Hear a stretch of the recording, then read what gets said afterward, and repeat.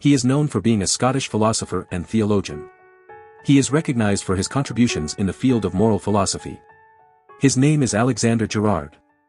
Alexander Gerard, born on February 22, 1728, was a man of great intellect and passion for knowledge. Growing up in Aberdeenshire, Scotland, he showed early signs of his eagerness to learn, leading his parents to encourage him to delve deep into the realms of philosophy and art.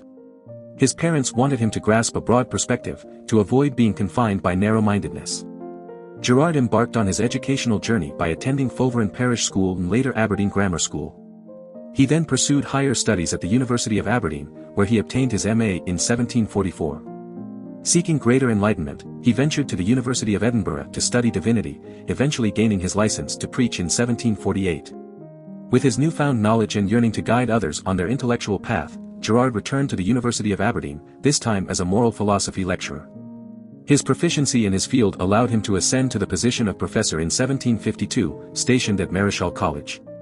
During his tenure, Gerard not only shared his wisdom with eager students but also donned the robes of a minister, serving Greyfriars Church in Aberdeen from 1760 to 1769. In 1769, his expertise was recognized once again, as he was elected Professor of Divinity at Marischal College, later moving to King's College in 1771. As a professor, he implemented various reforms, leaving an indelible mark on the educational landscape. In addition to his scholarly pursuits, Gerard found solace in the company of other brilliant minds as a member of the Aberdeen Philosophical Society. Founded by the esteemed John Gregory, the society united the intellectual elite, including the renowned Professor Thomas Gordon. In 1783, Gerard's passion for knowledge and collaboration led him to co-found the Royal Society of Edinburgh, an esteemed institution that fostered the advancement of science, literature, and philosophy. Alexander Gerard's remarkable journey came to an end on January 22, 1795, and he was laid to rest in the churchyard of St. Machar's Cathedral in Old Aberdeen. His grave stands as a testament to his intellectual and philosophical contributions, reminding future generations of his enduring legacy. David Hume, born as David Home, grew up in Edinburgh's Lawnmarket with his mother Catherine and his siblings. Unfortunately, his father Joseph passed away when David was just 2 years old, leaving Catherine to raise the children on her own. Despite the financial hardships they faced, Catherine worked hard to provide for her family. As a young boy, Hume showed great intellectual promise, attending the University of Edinburgh at the tender age of 10 or 12, a time when most students started at 14. Initially, he considered pursuing a career in law, following in his family's footsteps. However, he soon realized that his true passion lay elsewhere. Hume had an independent and inquisitive mind, with a strong belief in the power of books. In fact, he once remarked to a friend in 1735, "There is nothing to be learnt from a professor, which is not to be met with in books." This statement reflected his skepticism towards traditional schooling and his recognition that knowledge could be found through self-study. Despite his disdain for formal education, Hume's thirst for knowledge was insatiable. He delved into various fields of study, exploring philosophy, history, and economics. His in-depth reading and critical thinking eventually led him to develop his own philosophical ideas and theories. Hume's early experiences and upbringing shaped his philosophical outlook on life.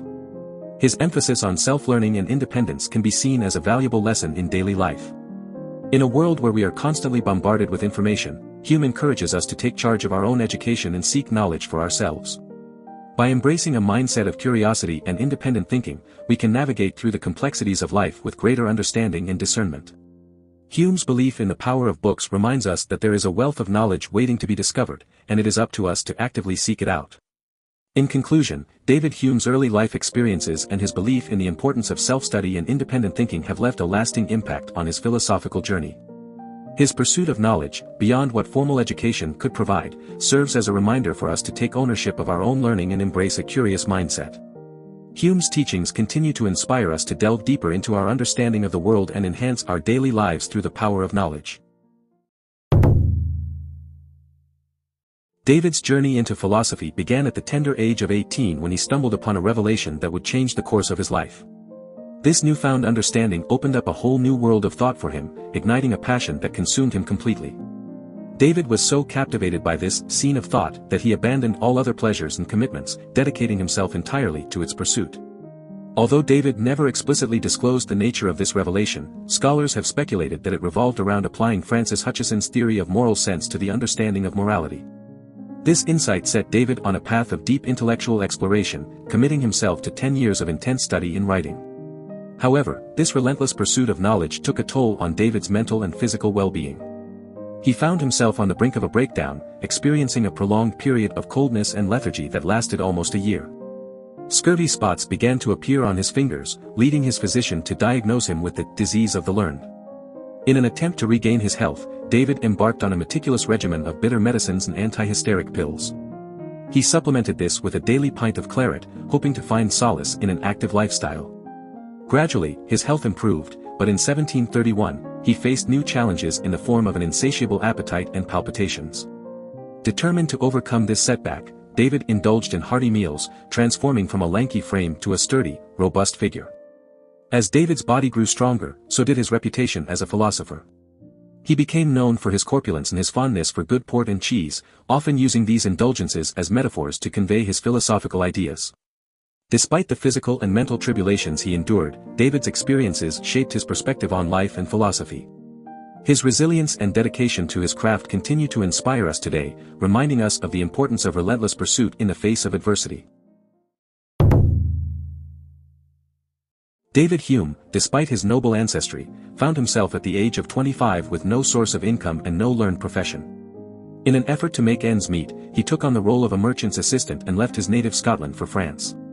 It was during his time in France, specifically at the College of La Flèche, that Hume engaged in frequent discourse with the Jesuits, expanding his intellectual horizons. Unfortunately, Hume faced setbacks in his pursuit of a university career due to accusations of atheism. He also experienced disappointment when his first literary work, a treatise of human nature, did not receive the recognition he had hoped for. It seemed as though his aspirations were at a standstill. However, Hume's fortunes changed when he achieved success as an essayist and secured a position as a librarian at the University of Edinburgh. These achievements brought much-needed income and stability to his life. During his tenure as a librarian, Hume had access to extensive research materials, which eventually led him to write his monumental work, The History of England. This 6-volume masterpiece became a bestseller and the authoritative history of England during Hume's time. For over 60 years, Hume dominated the field of English history interpretation. But it was not just as a historian that Hume made his mark. He regarded his two later works, An Inquiry Concerning Human Understanding and An Inquiry Concerning the Principles of Morals, as his greatest achievements. In these texts, Hume presented his most profound philosophical and literary arguments. He asked his contemporaries to judge him based on these later works, dismissing his earlier, more radical formulations as mere youthful endeavors. Despite Hume's own assessment, it is now widely acknowledged that his original ideas and distinct philosophical doctrines were first articulated in his treatise of human nature.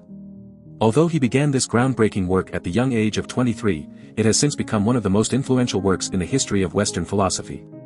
David Hume's journey, filled with challenges and triumphs, serves as inspiration for us in our daily lives. It reminds us that success can come from unexpected sources and that setbacks should never deter us from pursuing our passions. Hume's perseverance and dedication to his craft demonstrate the importance of embracing opportunities, even when they may seem unconventional or uncertain. Do you want to explore more philosophers?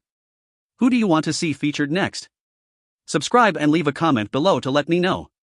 I'll see you in the next video.